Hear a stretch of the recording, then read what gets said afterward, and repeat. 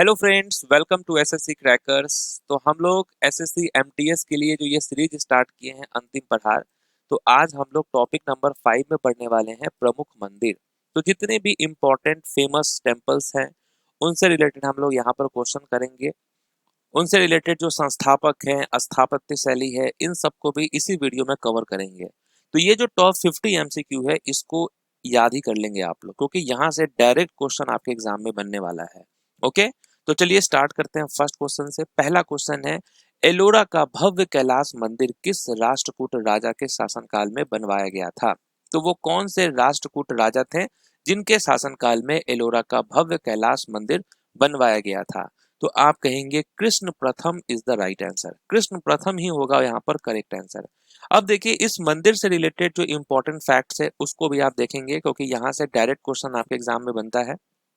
तो इसके निर्माण का समय, कब इसका निर्माण हुआ था? तो ये 8वीं शताब्दी के दौरान बनवाया गया था।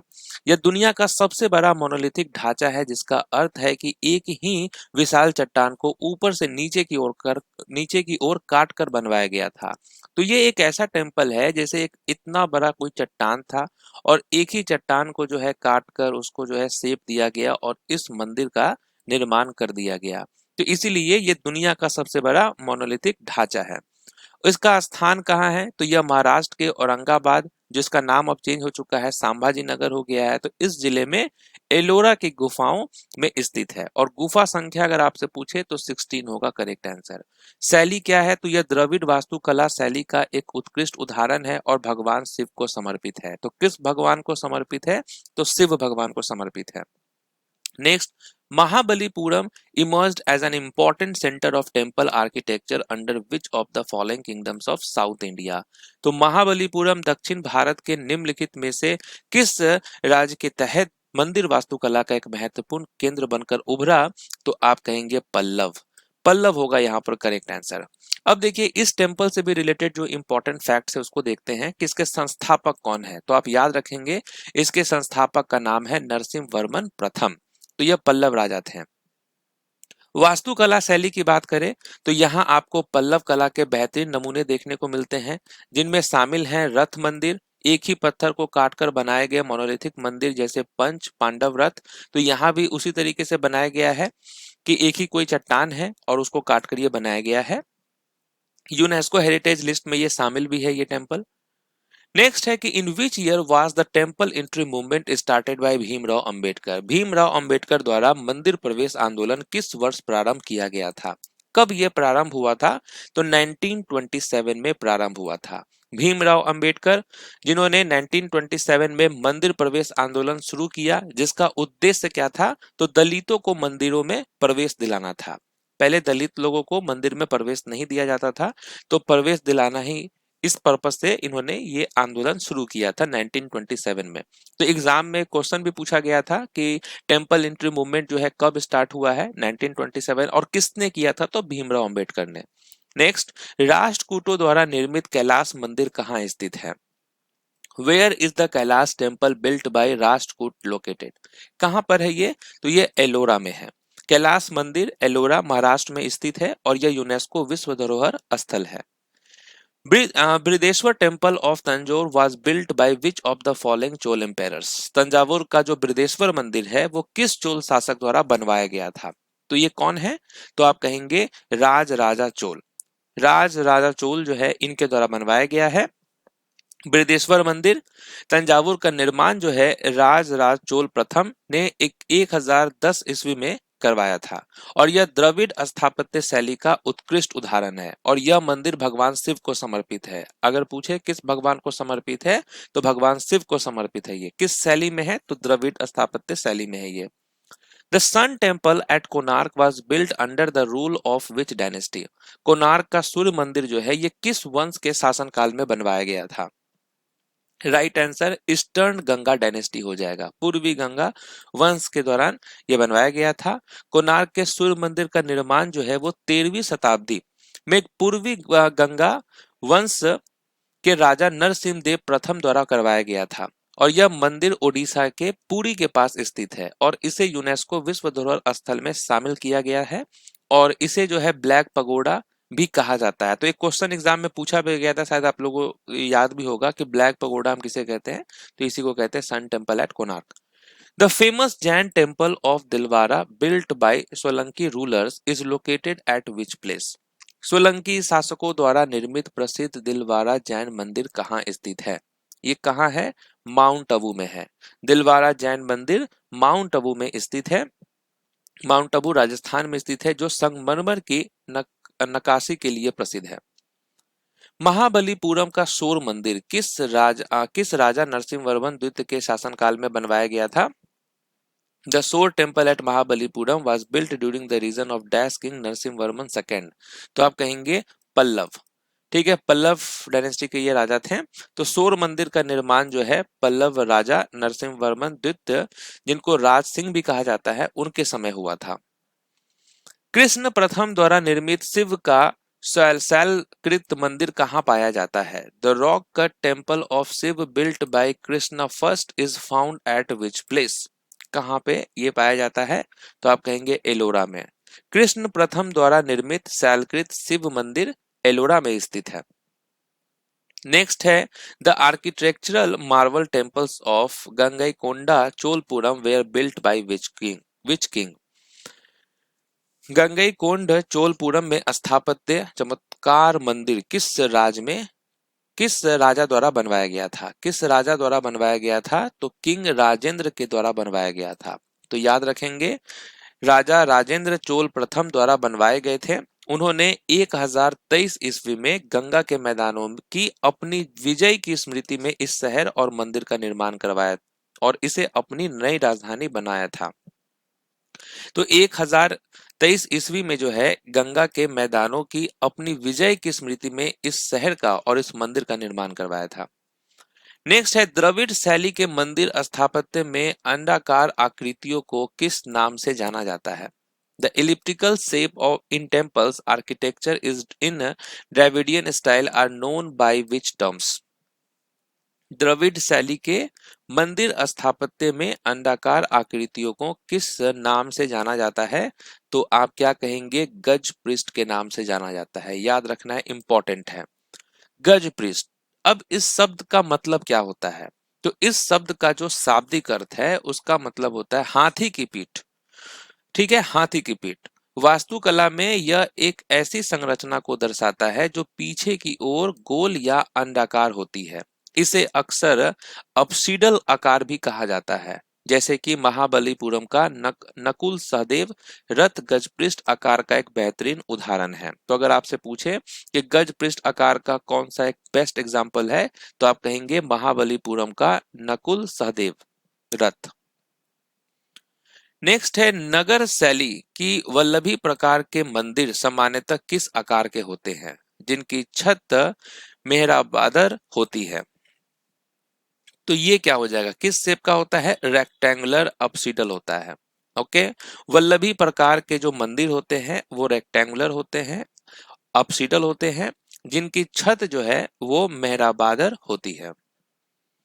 खुजराहो का कंदारिया महादेव मंदिर किस वंश के शासनकाल में बनवाया गया था? किस वंश के शासनकाल में बनवाया गया था खुजराहो का कंदारिया महादेव टेम्पल? तो आप कहेंगे चंदेल। कंदारिया महादेव मंदिर का निर्माण जो है वो चंदेल वंश द्वारा किया गया था। यह भगवान शिव को समर्पित टेम्पल है। राष्ट्रकूट वंश के कृष्ण तृतीय ने चोल शासक प्रांतक प्रथम को हराने के बाद किस नगर में विजय स्तंभ और मंदिर बनवाया? ये काफी इंपॉर्टेंट क्वेश्चन है। क्या हो जाएगा करेक्ट आंसर? तो आप कहेंगे रामेश्वरम। ठीक है, रामेश्वरम। तो आफ्टर डिफिटिंग, प्रांतक प्रथम को पराजित करने के बाद जो है कृष्ण तृतीय ने रामेश्वरम में विजय स्तंभ व मंदिर बनवाया। ठीक है, तक्कोलम का युद्ध ये 949 ईस्वी में हुआ था। तो ये याद रखेंगे, एक बार क्वेश्चन भी पूछा गया था कि तक्कोलम का युद्ध कब हुआ था, तो 949 ईस्वी में।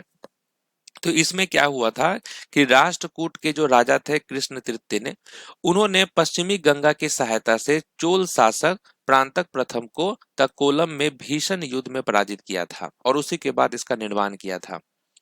During the region of which Pallava king was the shore temple at Mahabalipuram built? Mahabalipuram का शोर मंदिर किस पल्लव राजा के शासनकाल में बनवाया गया था? तो राइट आंसर क्या होगा? नरसिंह वर्मन सेकेंड।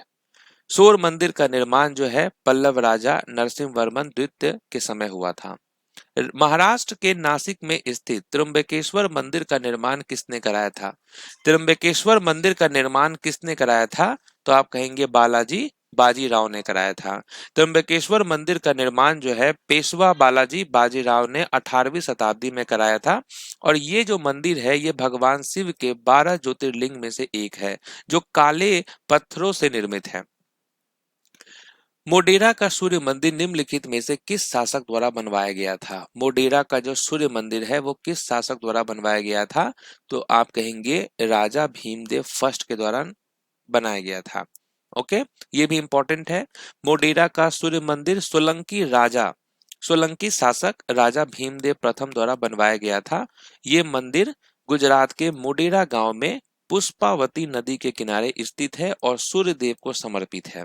क्योंकि यहाँ पर सन टेम्पल है तो ऑब्वियस सी बात है कि सूर्य देव को समर्पित ये टेम्पल होगा। लेकिन यहाँ से एक इंपॉर्टेंट क्वेश्चन ये बनता है कि किस नदी के किनारे स्थित है? तो पुष्पावती नदी के किनारे स्थित है। वर्तमान बांग्लादेश में स्थित ढाकेश्वरी मंदिर का निर्माण किस वंश के शासनकाल में हुआ था? तो बांग्लादेश में स्थित ढाकेश्वरी मंदिर जो है उसका निर्माण किस वंश के शासनकाल में हुआ था? तो आप कहेंगे सेन के टाइम पे हुआ था।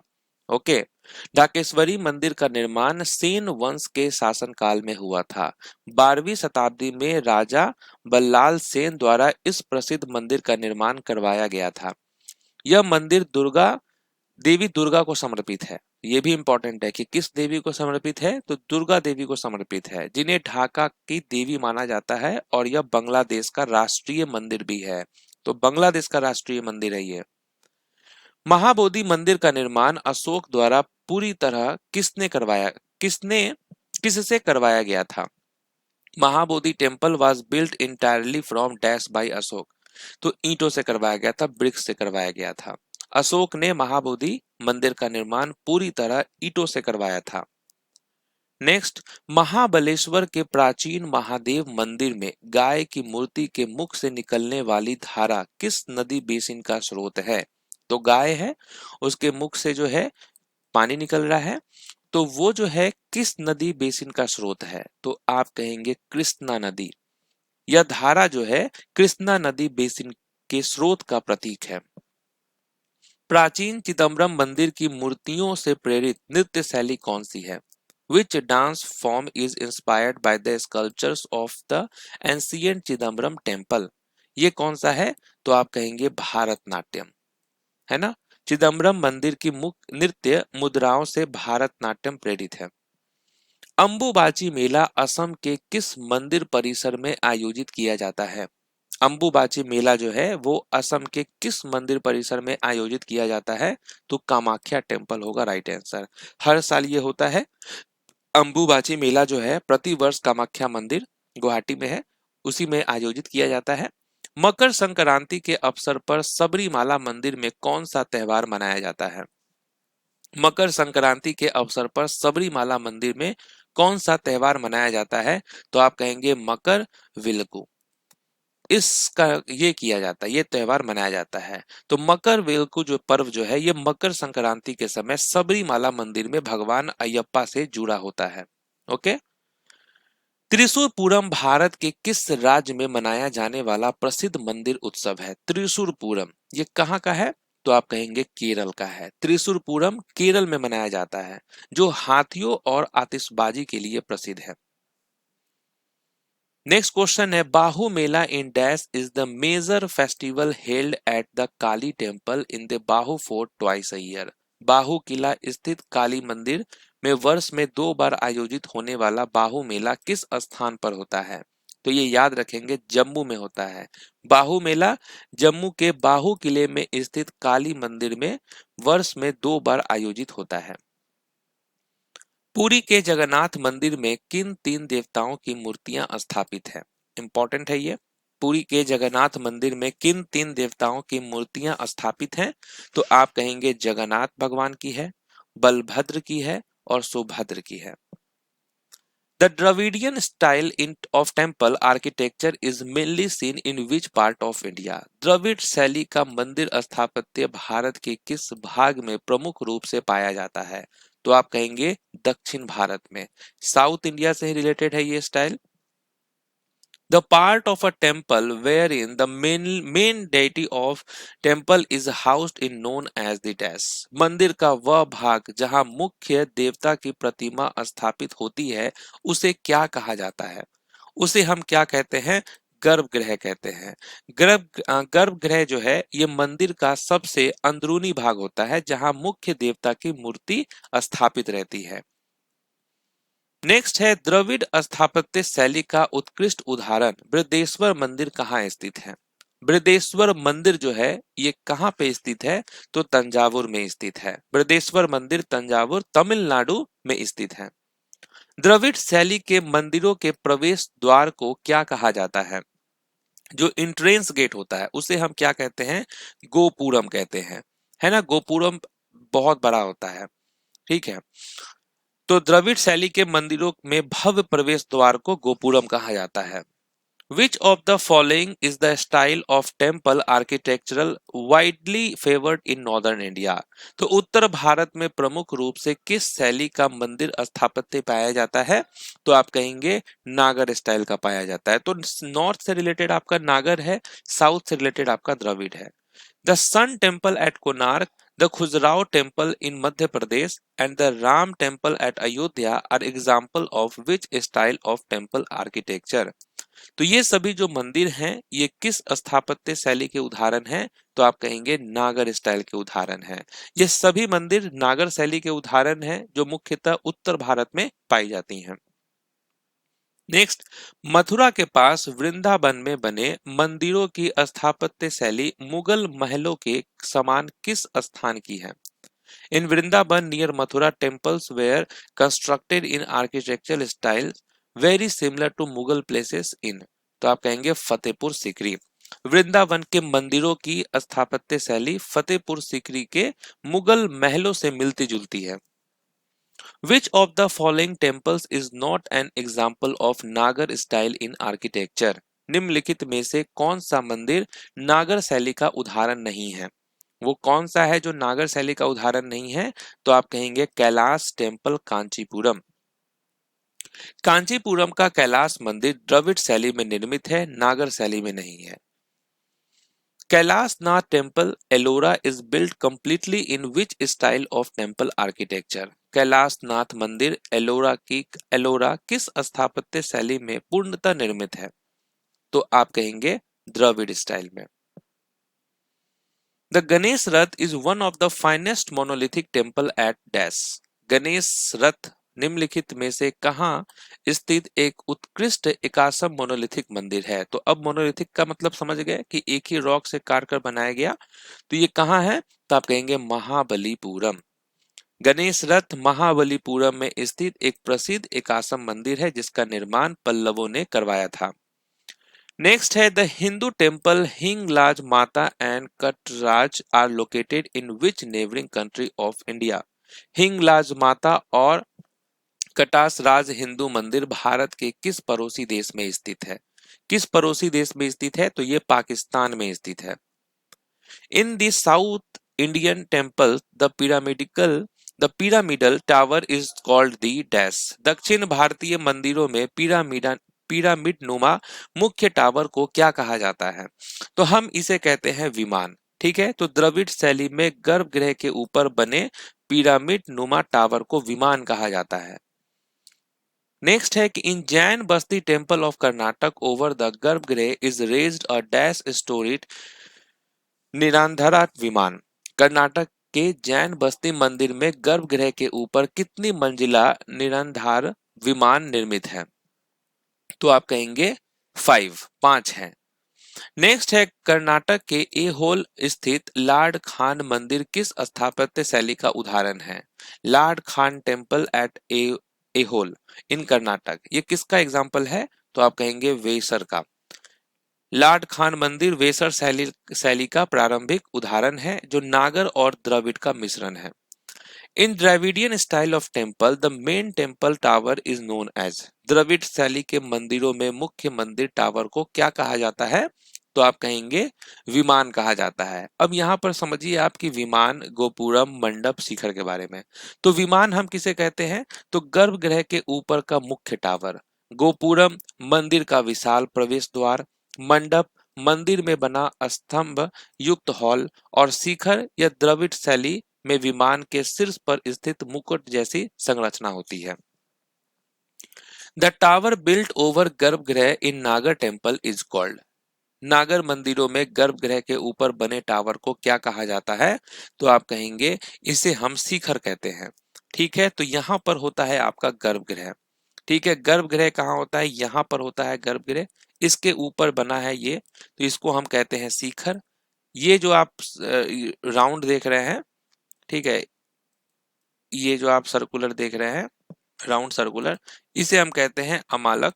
और इसके ऊपर जो ये कलश टाइप का बना होता है इसे हम कहते हैं कलश। ये हो गया गर्भगृह। तो यहाँ क्या है कि नागर मंदिरों में गर्भगृह के ऊपर बने टावर को क्या कहा जाता है? शिखर कहा जाता है। तो गर्भगृह यहाँ हो गया, इसके ऊपर बना है टावर, तो शिखर हो गया। चलिए नेक्स्ट हमारा क्वेश्चन क्या है कि Vesara style of temple architecture developed mainly in which region. Vesara शैली के मंदिर मुख्य रूप से किस क्षेत्र में विकसित हुए हैं? तो ये हुआ है आपका दक्कन पठार। Vesara style is a combination of which two style. Vesara शैली किन दो शैलियों का मिश्रण है? तो आप कहेंगे नागर और द्रविड़।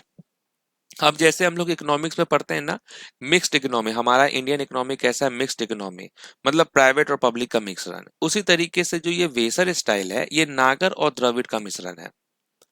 विच state is most associated with Vesara style temples. Vesara शैली के मंदिर मुख्य रूप से किस राज्य से जुड़ा है? तो ये आपका कर्नाटक से जुड़ा है। इस साइड में आपको ये स्टाइल मिलेगा। The stone-like disc found at the top of temple architecture in Odisha is called what? तो ओडिशा के मंदिर के शीर्ष पर पाए जाने वाले पत्थर जैसे चक्र को क्या कहा जाता है? तो इसे हम कहते हैं आमलक। ठीक है, तो यहाँ आप देख सकते हैं, यहाँ फोटो में अगर आप देखेंगे तो यहाँ पर ये आपका हो गया चक्र जैसा चीज, इसे हम कहते हैं आमलक। ये जो ऊपर में देख रहे हैं इसको हम कलश कह दिए।